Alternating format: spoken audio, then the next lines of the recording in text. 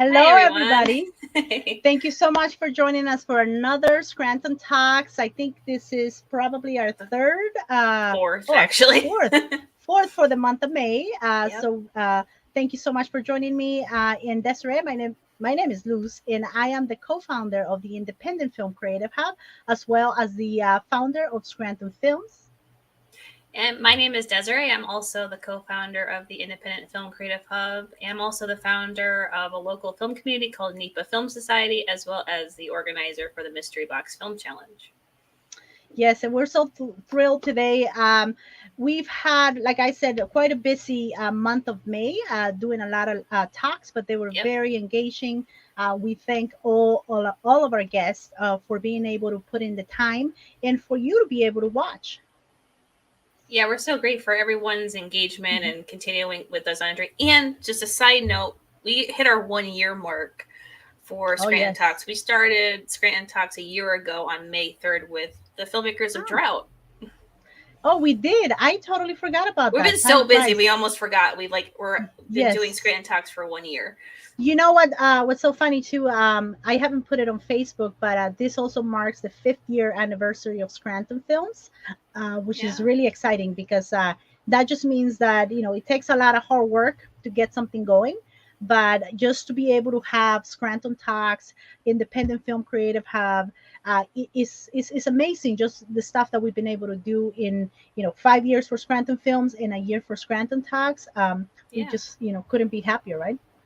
It's great. It's been so much fun. It has. And Desiree, you're gonna introduce our filmmaker for the evening, and I'll let it go here, and I'll make sure to put all the graphics that you need. Yeah. So today, the guest for today is Patrice D. Bowman.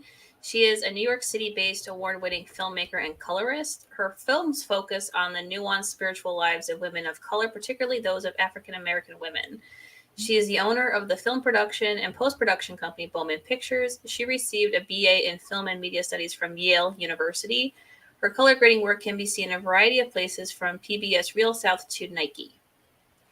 Yes, I'm very excited. So what we're gonna do first is I'm gonna put in her demo reel, and I believe this is a little bit of a mix of her filmmaking, but also the color reel that she has. We'll talk a little bit more about it. She can tell us which parts are specific to what she does. But here I'm gonna show it right now, and then we'll bring her in.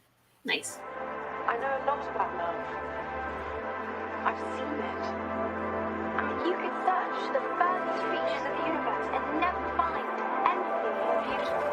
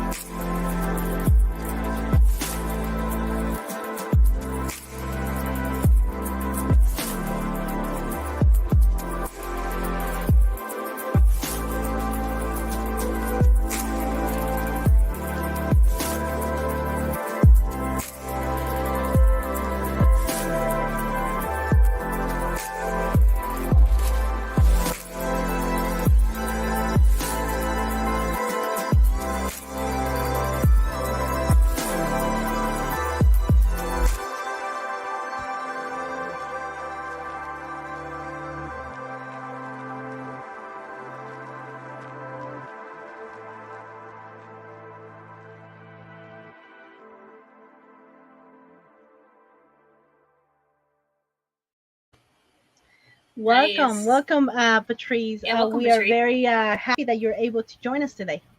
Yes, Luz and Desiree, thank you so much for having me on your talk. No, thank It's you. a pleasure. Our What I pleasure. want to get. Oh, sorry, Desiree. I'm always No, it's cutting you okay. off. It's our pleasure. It No, is go ahead. definitely our pleasure. And what I want to do first is I want to tell our audience just a little bit about you before we get to your specialties. Just sort of how you got interested in the creative field, and what got you into this creative journey. Of course. Well, ever since I was like a little kid, I really loved the storytelling of films.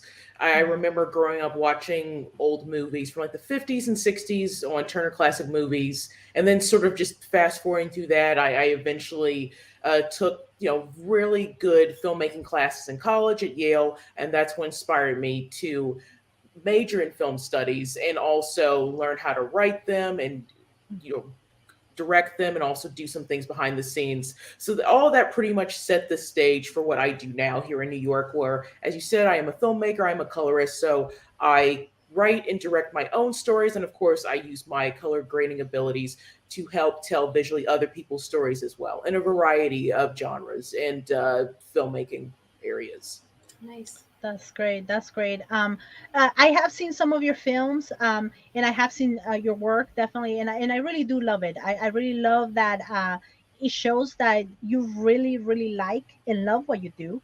So it's very nice to see that in someone, just the passion. How do you, just a follow up question to that, so you were getting started in this, you say you learn how to write, direct, color, do you also say you edit?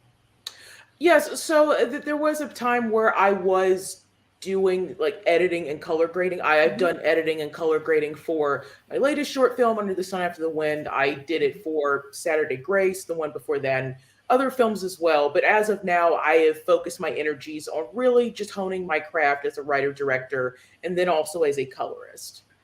Very, very That's cool. great. Yeah, speaking of a particular area of being a colorist, what is your approach to working and collaborating with filmmakers on trying to get the look that they need for their project? So what's your process of, like, do you like do boarding or like inspiration, visual inspiration, or write stuff down? Yes. So when we're talking about the process of working with filmmakers to help them achieve their vision for color, I do like to start with a sort of lookbook that they might have, some sort of reference that they turn to and have in their head about what they want their film to sort of look like. It can be maybe one film or a couple of films, and I look at the images that they have put together in a document, or sometimes maybe we've already watched the same film, so that's sort of the starting point. And then after we have that starting point of seeing like those solid images, then after that it's just communication of me perhaps doing some color tests with some footage, sending stills to them. We sort of have a back and forth to sort of continue to establish how they want their film to look uniquely. So that's sort of the process I take to help establish a color look for people's projects. Oh, that's great. Is there any particular tools, or if you wanted to share any kind of tricks that you do to get the look that you want, or the cinematic look that everyone's looking Oh, for? right. I mean, yes, I work. Yeah, 99% of the time I'm working in DaVinci Resolve, and it's a very like robust system. It Mhm. can edit, but of course I use it for color grading. And a lot of the tools are just things that I've learned from different color grading websites, people in my life that have worked in this industry for like 10 plus years, learning from them and picking up different skills of like learning how to start with like the establishing idea of like just balancing everything, making sure things aren't too bright or too dark, making sure things are the same color throughout different scenes. And then that's when you sort of move on to more stylized look. And sometimes, you can really push a filmmaker's footage. Sometimes people really want something really out there. But other times, I've also learned the importance of just like very small, minute changes to really make subtle differences within a picture. So I would say there's that, just like learning from other colorists, just a lot of practice since like graduating in 2015 to get better and better, and always being inspired by other films out there. Oh, that's very good, the way Yeah. you put it, because it looks like you really do take into consideration that being a colorist is an art form to begin with, right? Yes. It Mhm. is definitely, I know that a lot of times we're rushed on projects, and we want to put in that filter, that look, and you can tell really when someone does that, because it looks very, very template like. When you're doing this for people, let's say I make a film and maybe I didn't shoot it the right way, or the Okay. way that you need it. So now you have a challenge to make it, make my vision come true, right? Sure. How do you deal with that, in the sense, if I guess the question is not necessarily that it's shot wrong, but like, does it have to be shot in a particular way for you to do your color the best? Right. Well, yes, of course, there are things to look out for in terms of exposure and white balance and things like that. And those are all things where if that's done correctly, that gives me an easier starting point. There's still work to be done. But, I have to deal with challenges like that. For instance, I do work in documentary a lot. And of course, that itself, you deal with a lot of cameras. You are really focused on telling the story. So sometimes maybe you don't always have the ideal lighting conditions because you're filming real life things. You're not on a movie set. So yes, it goes back to the idea of communicating with the filmmaker and just saying just be realistic about what these issues are, and let's just talk out of like what can be done, what can't be done, and let's not try to overcorrect, because that in itself can be like not great. I mean, you mentioned like sometimes it's very obvious that a film can look like it has a template. Well, sometimes it can seem very obvious that a film has been overcorrected to fix those kind of mistakes that happen in production. And sometimes you just have to have a lighter touch and just accept, especially considering the kind of film that you're making. Again, like a documentary, sometimes you have to accept that there will be certain flaws that will be there. Oh, definitely. That's very good advice. Definitely for myself, I do some documentaries, and also for anyone out there, maybe getting started on their film, just to know that the better prepared you are, Yes. making that film, the easiest it makes it for you, and for anyone doing color. Exactly. That's really great. So what I'm gonna dive into your production company. I think that's my next question, right? I didn't. Maybe you want to, if anyone out there doesn't know what a colorist specifically does, maybe kind of explain the job specifics of what is a colorist essentially. Sure. So yes, the quickest way to describe it is that a colorist is a part of the finishing process. So you filmed your movie, you've had it edited, picture is locked, meaning the edit isn't going to change anymore. And so that's when you're preparing your film for final delivery to film festivals or streaming or wherever it's going to end up living in the end. And so a colorist, along with a sound mixer and designer and a composer and visual effects person, we're all part of the finishing process to get it past the finish line. And so as a colorist, my job is to both balance out your movie, really focusing on things that are maybe too bright, too dark, skin tones may look too green or too blue, fixing that. And then once that basic correction is done throughout your film, and of course, after having had discussions with the filmmaker and maybe the director of photography who's involved, once that basic correction is done, then we start feeling out what exactly is the style of this film in order to help tell the story. It's just a colorist is the person in charge of color to help tell the story visually. You're working alongside of the visuals that have already been established through set design or costuming, of course, director of photography, all those things. We are there to just emphasize and correct and help tell the story. Very cool. That's very well put. Very well put. And that brings me to your production company. You do have a production company, actually production and post-production company where you do all this. I'm going to put it right here on the screen just for everybody. Bowman Pictures, LLC.com is the website. Yes. Maybe talk to me a little bit about that. I know that you have committed to tell underrepresented stories, especially of African American women. That are powerful and people need to see. Now we're gonna shift into your directing, maybe your writing, a little bit of producing, as well as any editing. So just tell me a little bit about that and why is that important for you?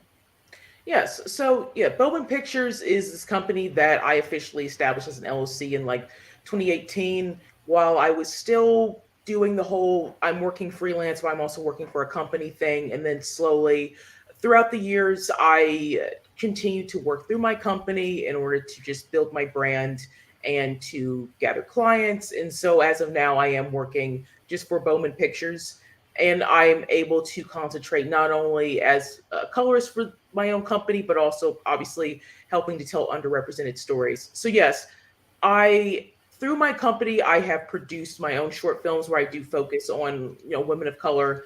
My first sort of like major short film, Lean on Him, focused on an Asian American woman and her mother and the crisis of faith that she has when her mother develops dementia. And then after that, there was, of course, a Saturday Grace, which Lucy, you saw, that dealt with African American woman who befriends another African American woman in a park because they both discover they love dance. And then, of course, after this, Under the Sun, After the Wind, my latest short film is about a African American woman who is experiencing mentally and physically the news of COVID-19 and police brutality through a phone. It's sort of an experimental piece. So it's through my own films that I'm telling like these underrepresented stories, and of course I'm lending my color grading skills to different films that focus on, again, just like really marginalized groups telling their own stories, like whether it's from a short film I worked on about a child in the foster care system, or African American funeral workers in Texas in a documentary, or even some like branded content things that sort of focus on people of color. All of those things are ways that I've been able to lend what I've learned throughout the years to people that want to tell these stories. That's very cool. What I'm going to do right now is I'm going to show it's very quick 9-second Saturday Grace teaser, but I believe this film is also on your website, correct? Yes, Saturday Grace is in full on my website. The film festival circuit for it is done. You can watch it in full on my website. Great. That's great. Great. So let me put that up, and then maybe we can talk a little more. Gotta focus on that inner spark. I'm alive. So are you. Very cool. So yeah, definitely, and that's one of the films that I have seen. Is it like about a 7-minute and maybe a little bit more? Yeah, 7-minute film that we actually showed at a marathon, ScrantonTalks marathon. That's how I met Patrice. I think it was through the New York Women in Film group, if I'm not mistaken. So that was when we first connected, and I saw the film, and I believe it's on our Creative Hub. It basically just links to your Vimeo, so anyone can watch it on the Creative Hub or go straight to the website and learn more about her on this. The other film that we're going to talk about, Desiree has more info about that, is your latest project. Yes. Yeah, so you mentioned about your recent short film, Under the Sun, After the Wind. It's an experimental short adaptation of the biblical book Ecclesiastes. If I'm pronouncing that, might be butchering that. Is on the film festival circuit right now, and we have like a quick trailer. Luce will show that in a few minutes, and then we can talk more about that. Let me show it right now. Great.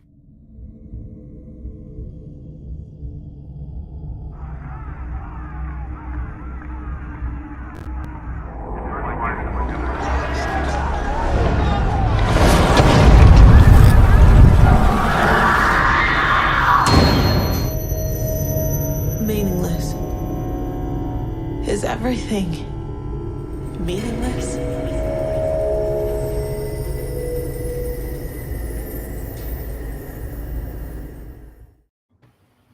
Yeah, that looks very powerful. That looks very intense and very powerful. And if you want to tell us more about it and the process of getting it completed, and why was it important for you to tell the story? It seems like a very important story at this time in particular. Yes. And while you do that, I'm going to just put in the behind the scenes on the screen so you can sort of talk about that as well, okay? Oh, yes, excellent. Thank you. So, yes, with Under the Sun, After the Wind, this is yet another film like Lean on Him and Saturday Grace, where I wrote it, I directed it, and I pretty much did the editing and color grading for it as well. And I was inspired to write this film like during the initial lockdown of 2020. And I found myself, like many other people, very isolated. I was on furlough from my job, and I was trying to figure out exactly what I was going to do with my life. I didn't know, with this such a significant change of being isolated, not working, I didn't really know what to do myself. So I really did focus a lot of time just thinking about what I was seeing on the internet, and finding myself just seeing way too much and just having to pull back sometimes, but then just going back into the internet anyway and feeling bad. But at the same time, I was also reading a lot more because there just really wasn't much to do. So I was reading, and one of the things I did read was the Biblical Book of Ecclesiastes, which is a book that discusses, among other things, just what is the purpose of living? Like, what is the meaning of doing good things, but it seems like evil people prosper. You see suffering, and you're not really sure what the point of all of it is. Ultimately, it is a book that states you should do what is right and righteous. But it is a book that, like my film, it really does struggle with the question of there's just way too much going on, too much chaos, too much violence, too much hate out there, and just trying to figure out what can you really do. So it was with all that in mind in my isolation that I wrote this film just to stay active as a filmmaker, because at that point, like I said, I was on furlough. I didn't even know if I was going to stay in the film industry or not. And then I decided that once the lockdown sort of, it eased up and people were slowly, safely figuring out how to film, that's when I decided that I could film this during like this in 2021. Of course, that meant that I was going to have to work with a very limited crew, which I did. And I have one cast member, Portland B. Thomas, the only person performing in the film. I have one location. That was a Studio One in Brooklyn. It was the cyclorama that you see on set. Very small crew. Really, there were just a couple of people in that cyclorama room and a couple of people outside, sort of just like distance and waiting around. And that was what I was working with. And I worked within that limitation to sort of tell this story of like isolation and seeing these very disturbing things on the internet and being mentally impacted by it, and also physically, because those images eventually project into the main character's surroundings and onto her. But ultimately, though, it is also a film about human resilience, because there are shots, of course, of people protesting and just banding together to make the world a better place. So it is like an intense film, but I didn't want it to be a pessimistic one. I wanted it to be one that ended with a message of hope, which it seems like, from what I've been told, people did feel that as well. That's good. Very cool. Yeah. And as far as the production, I mean, this looks really, really interesting. Just the way, like you said, it was one location, one actress, and just minimal crew. Not just because of COVID, but it looks like, is this how you usually work with a small crew, or this was just because of COVID? Well, being an independent filmmaker, I have to work like with certain limitations anyway. So I've never had a super large crew. I know for Saturday Grace, maybe it was like slightly larger because we were moving up around multiple locations. We needed transportation and things like that. But yes, for this one, definitely way more sparse compared to, excuse me, the other one. No, that's very cool. And we live in a small town here, so we're trying to bring in studios like this that I'm assuming you rented the space and you brought in your own crew. Yes, I did. I rented this space and it was in Brooklyn. Very cool. That's great. Yeah, no, it looks very interesting. So you say this one is, let me just put it out. Yeah, if you said this on the festival run, if there's like, if you want to tell people like upcoming festivals that this may be appearing, or if you submitted anywhere. Yes. So as of now, I just got word today that I was going to be in the Roxbury Film Festival. So it will be playing there next month. Nice. And I will be, of course, putting on social media and then notifying crew. I mean, it's something where I just heard it today. So this is an announcement. And of course, I also am hearing back from some other festivals as well, but some of the scheduling is still being finalized. So I'm waiting until to announce that. It's great. Cool. No, it looks really powerful. It looks very nice and very well done as well. I really love just the way you have the projection on her, a little bit of the how do you do that social media on the smartphone? Like, was that all live or was it after?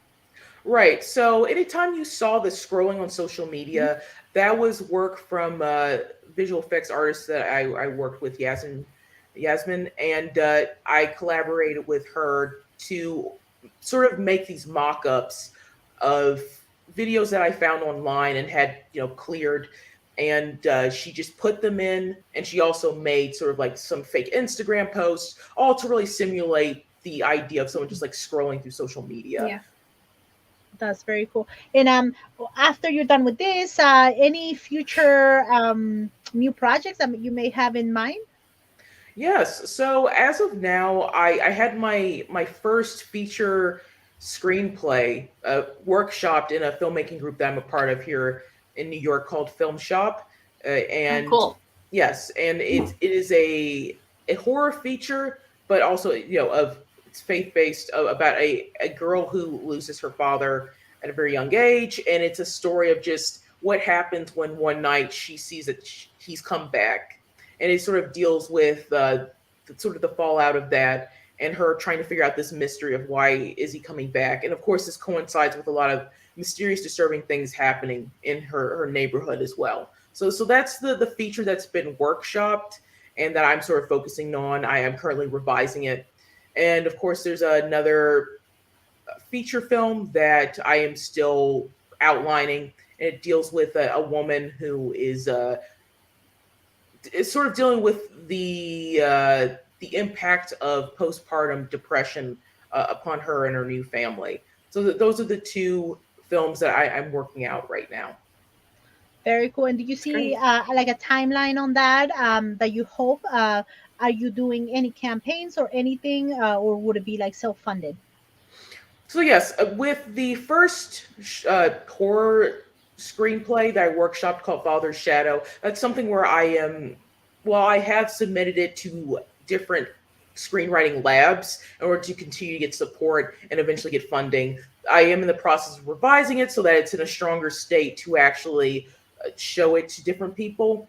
The idea, of course, is to do a proof of concept short first, which I have also written and had workshopped. And with that proof of concept short, the attention to that could help, funnel attention to the feature, and of course, funnel support and funds to the feature as well. Very, very cool. Desiree, Nice. I know maybe I'm gonna let you ask the last question. Sure. Well, check to see if there's any. I know we have quite a few people watching. I just don't know if anyone asked the question. So for those who are watching and you have a question for Type in a Patrice, question. this is your time. To shine. Make sure you do that. But maybe Desiree, you can lead with that question that we asked all of our filmmakers at the end of our streams. Yeah, so the question we always ask is what advice will you give to those filmmakers out there trying to make it? Maybe something that could have been helpful as you were diving into your personal creative journey, any inspiration or pearls of wisdom?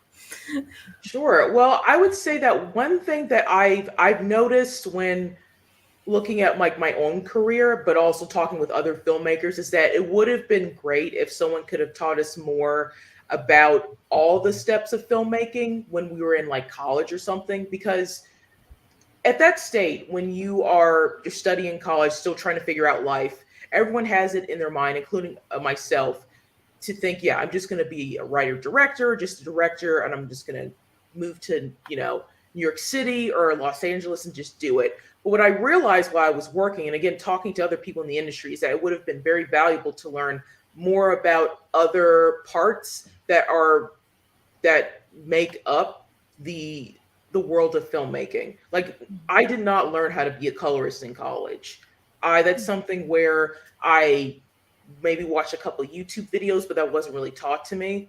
And I would say that for filmmakers who are working hard now, just one thing that I found that really helped me with funding my own stuff and keeping me afloat in New York City, which is not a very cheap place to live in, is that learning a very technical skill, like with a colorist, or maybe for other people, you want to do sound things or visual effects, learning those very technical skills to collaborate with other filmmakers and learn from them.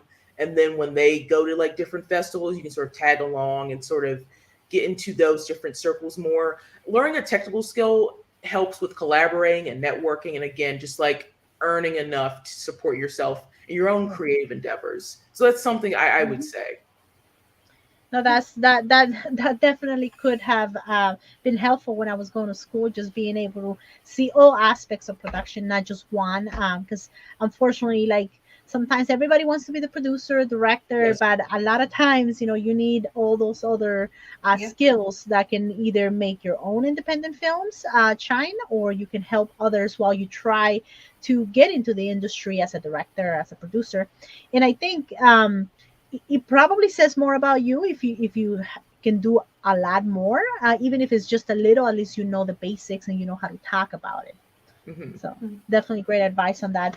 Let me see. I know we had Kyle in. I think he's the only one that was brave enough to at least say Kyle, hello. say hello. Let me see. Let me see. I have the questions are starting.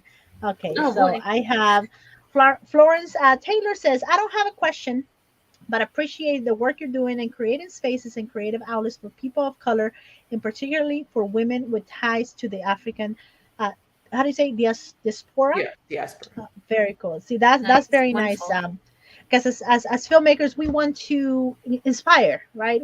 Yes. At least that's what I want to do. I want to create projects that make a connection to somebody, right? Because if you can Yeah. change someone's perspective, I mean, sometimes that's all you need. So that was great that they did that. Oh, Florence says thank you for that. Great. Thank you very much. And very cool.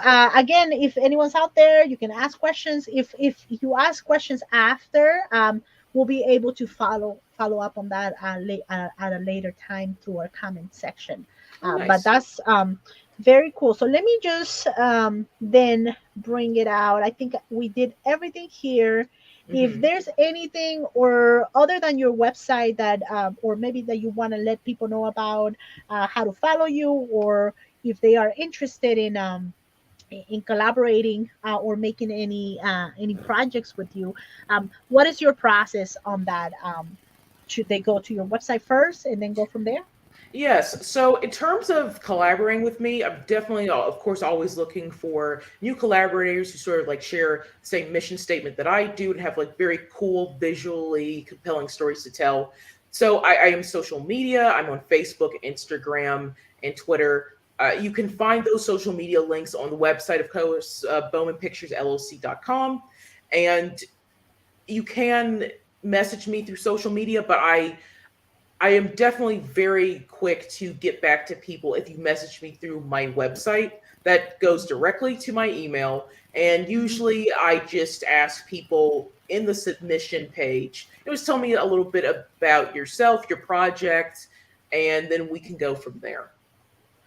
Very That's cool, very great. cool. Yes, and make sure serious inquiries only, please. We want to Yes. make sure that we're all professionals here. So we want to make sure that if there's a project. I mean, even in the Scranton area, Brooklyn, the Queens area is only about Yes. 2 hours, 2.5 hours. So it's not and now doing everything virtual is even better, that we can collaborate as filmmakers. Yes, that's Yeah. true. I've collaborated with people around the United States, so no limitation here. Very cool, very cool. So, Great.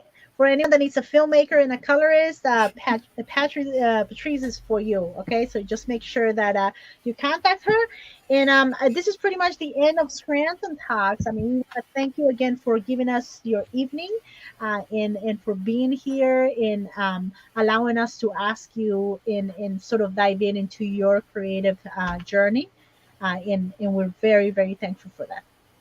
Great. Luz and Desiree, thank you so much for having me on Scranton Talks. It was really nice to be able to talk a bit more about my work, my company, of course, my mission. Oh, it's Well, great to thank you. have you. Yeah. So I'm going to close out with just a quick update before Patrice leaves. I want to let everybody know and our followers that I'm going to be taking a little break from Scranton Talks just for the next few months. I have a few project deadlines that are coming up. I'm doing a documentary and a children's show, as many of you know, and Hmm. I'm behind. So I got to get on it and Oh, do you need get help, Luz? Yeah. everything's in the editing process now, so I Oh, gotta, it's so on me now, so I gotta Uh, make sure that it gets done. But I wanna let everyone know, there's gonna be a documentary on August 18th at the drive-in here in the Scranton area. I'll put it out there yeah. where we're gonna premiere that championship season documentary, and it's all about Scranton as well, and just where it has been and where it's going as far as filmmaking goes. In the children's show, I don't have a date yet for the premiere, but I'm looking forward to finishing because I have 5 episodes to finish, and Wow. then go from there. So that's why I'm gonna Yeah, leave. but we're not stopping Scranton Talks. We're not We stopping. may not Scranton have Talks. one in June, but Okay. I'm gonna give all the responsibility to Desiree now to make we sure may this have some shows. special guest hosts. Yes, we are gonna have someone that is very creative and is gonna be a co-host. We won't tell you his or her name yet because we don't want to spoil the surprise, but we will for sure be announcing that as well.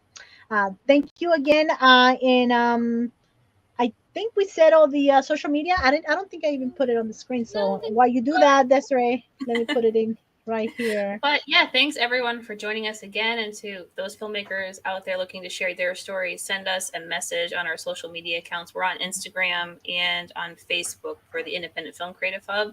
And we'll get back to you if you want to be on the show, and we'll pick out a good time and day of what works for you. And be sure to visit our creativehub.com. You can join our directory. It's free to sign up. And we also put the talks on YouTube if you can't make a live broadcast, so you can watch them ahead of later once they're up on YouTube. And we have a podcast on Apple Podcasts and Spotify where we take the audio from our past talks and put them there as well. Yes, so definitely we'll be doing all that. But again, thank you and good night. We're going to leave you with our credits, and then I'm going to just play those two teasers in the color reel again, just to end our session. But again, thank you so much for being part of this, Patrice. You are helping our community grow, and hopefully we shed some light on the good stuff that you're doing.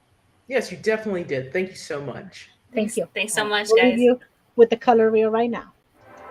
I know a lot about love. I've seen it. I mean, you could search the furthest reaches of the universe and never find anything more beautiful.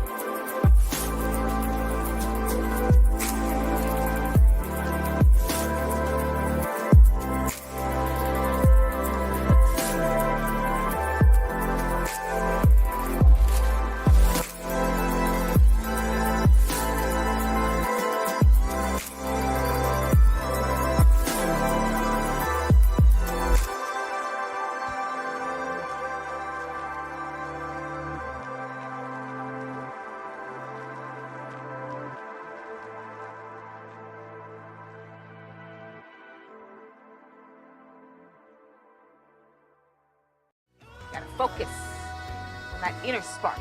I'm alive. So are you.